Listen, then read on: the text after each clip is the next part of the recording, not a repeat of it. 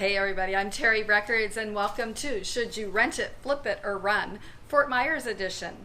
Today's project here is, we're calling it Direct to the Beach, okay? So this house is in a gated community in Fort Myers. It's listed for $546,000. It's only been on the market a short period of time.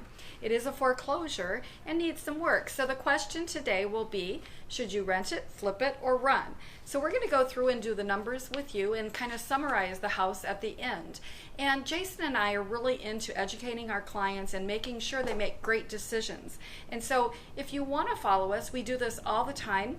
Follow us, and then if you click the bell, it will alert you to new episodes. And so what will happen is you'll start to get educated about all these principles, and should you rent something, or should you flip something, or how you're going to finance it, all these kinds of things. We'll be teaching you through these episodes. So join us, and I don't know, let's figure this one out. So come on in. Whoa, big 10-foot doors. Okay, so the nice thing is the living room does open to the pool area, which is adjacent to the direct access canal. It is a short distance to Estero Bay and Fort Myers Beach, Sanibel Beach area.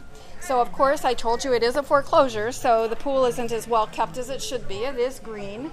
Although it does not look like it's chunked out a bit, I think maybe with some chemicals and some pool guy magic, it will be restored to its splendor. Hopefully all the mechanicals work. And we could join that. Hey, we should go join. No, they're kind of young over there.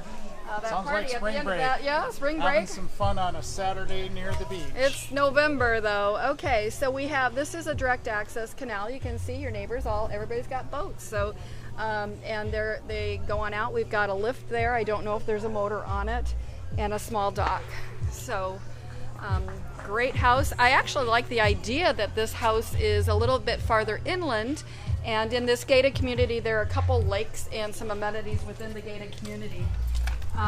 This is a nice feature. It's got a sliding, this slider will fold into it as a disappearing slider, which actually helps bring it out.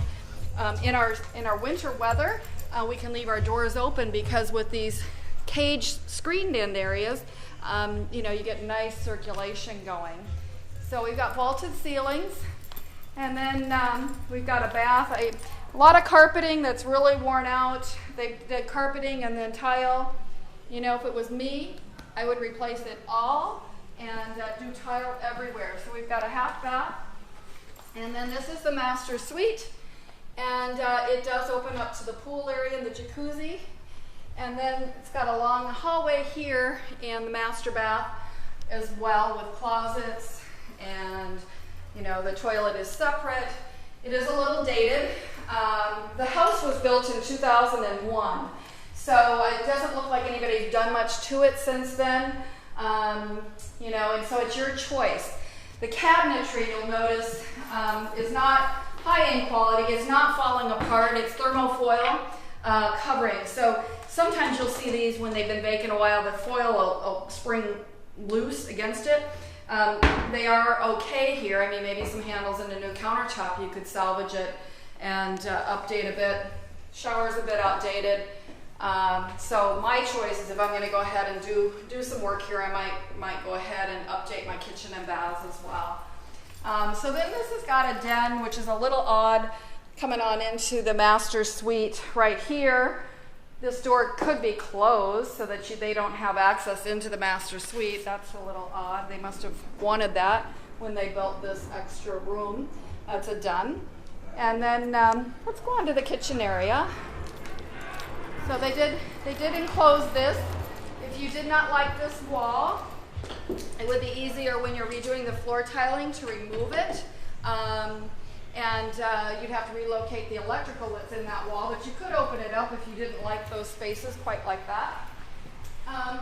And then in here we've got a 2001 kitchen. It's solid surface counters. It's in good shape. It just feels a little dated the way it sits now. The handles, if you had to, I suppose you could redo your faucets and your lighting and change the handles maybe. And the you know, that kind of a thing, or maybe the appliances, or just do a whole new kitchen. So I'm going to summarize those numbers at the end. So this area kind of plays to an additional living room area, which is very nice. If you were to redo the kitchen, you could. If you did redo this area and then redo the kitchen, we could do a freestanding counter. A lot of people like a one or two counters that are freestanding. That would be an awesome feature here.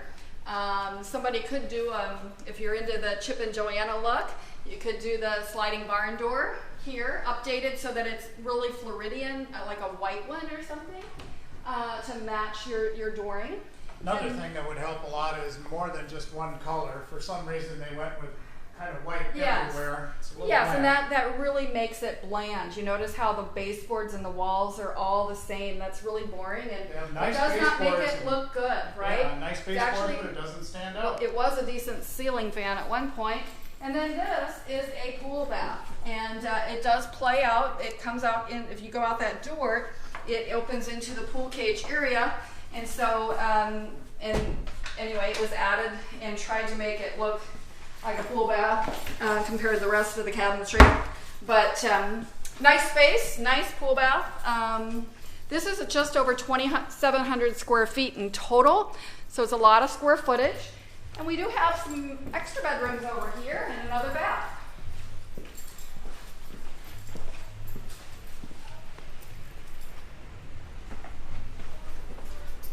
Okay. All right. That's a large living space there for A nice bedroom. size closet. Yep. And then this bedroom is Oh, it has its own, well, a Jack and it's Jill got bath. a Jack in and Jill between. bath right through the other bedroom. Yeah. And so that's nice. Good. A lot to work with there. Mm-hmm.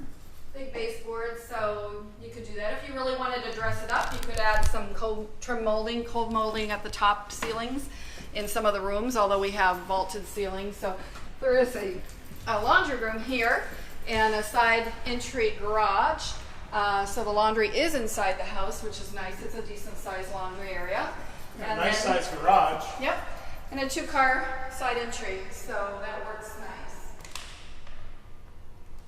Okay, so let's go back and summarize this project and decide, what are you going to do with this property?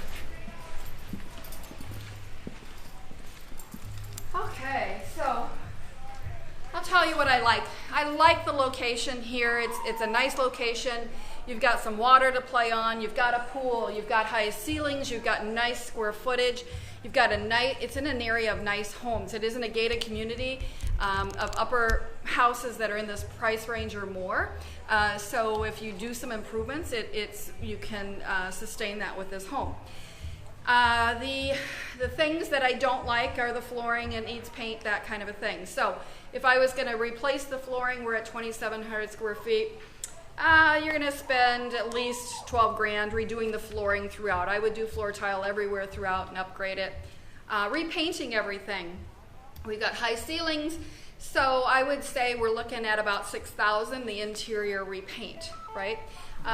Then kitchens and baths. So it's really your call. You could just top grade those kitchens and baths somewhat. They still would be a little dated. Maybe spend 5,000 doing counters and handles and some different things, some appliances, maybe 5,000 or 6,000. Or you could just, as long as you're going ahead with this thing, and that's what I would tend to do on this, is why not use that wonderful space over here in the kitchen and open it up. You could actually open the space up quite a bit and figure out how to get a couple islands